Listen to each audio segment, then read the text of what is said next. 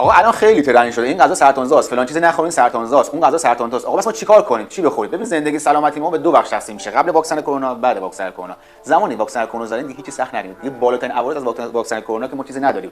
شما الان برید توی فست فودی بشینید، دور هم با دوستاتون یه غذا بخورید، حال دلتون، حال فکرتون خوب باشه، خیلی خیلی بهتر از اینکه بشینید تو خونه یه غذای مثلا معمولا سالم یا نیم سالم بخورید با فکر و خیال بخورید آیا این غذا سالم این غذا سالم نیست. خیلی بهتره. ببینید زمانی که حال دلتون خوب باشه سیستم ایمنی بدن قوی میشه، خودش شروع میکنه بدن خودش تامین کردن فضولات دفع میکنه. زمانی که خونه دارید غذا میخورید و نمیدونید این غذا چه شکلیه، هی استرس آیا این غذا سالمه، من درست دارم میخوام، رعایت دارم میکنم، این فکر و خیال، این استرس، این اوسیدی که شما وسواسی که دارید میگید باعث سیستم ایمنی بدنتون کاملا قطع. اصلا سخت نگیرید توی غذاها. غذا هر چی دوست دارید استفاده کنید. حالا یه چیزاست مثل قند و شکر استفاده نکنید، جایگزین داشته باشید، به جاش خرما استفاده کنید، توت استفاده کنید.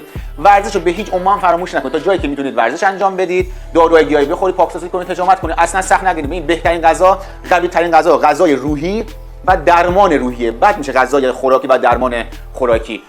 تا اونجایی که میتونید روحتون رو آروم نگه دارید. حالا چه مسافرت برید، حالا هزینه یا چیزی نرید، استخر برید، پیاده روی کنید، فیلم طنز نگاه کنید، کتاب بخونید، با دوستانتون نظر کنید. این خیلی بهتر از اینه کتاب میخواید وسواس داشته باشید چی بخوریم و چی نخوریم. من خودم تو پیج خود منم دارم میذارم این غذا سرطانزای و سرطانزای فقط من باب آگاهیه. ببینید فرق بین 72 سال عمر کردن میانگین دارم یا 73 سال هیچ فرقی به حال من و شما نداره. چه ما 72 سال زندگی کنیم چه 73 سال، یک سال بیشتر کمتر. الان که جوونیم، الان که سنمون کمه، باید از زندگی